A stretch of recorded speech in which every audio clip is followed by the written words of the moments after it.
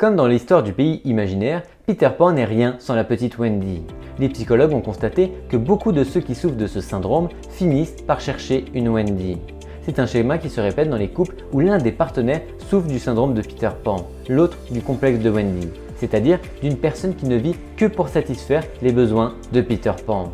La personne qui souffre du complexe de Wendy assume toutes les responsabilités que l'autre ne veut pas et finit souvent par oublier le soin de sa propre personne. Plutôt que le traitement d'un couple, Wendy ressemble à celui d'une mère sacrifiée et inconditionnelle à son enfant.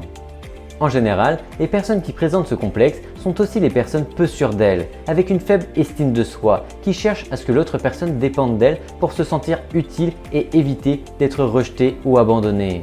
Pour que ce syndrome disparaisse, la thérapie consiste à établir des normes et des limites. La personne doit assumer qu'elle n'est pas toujours responsable des aspects négatifs d'une relation et doit également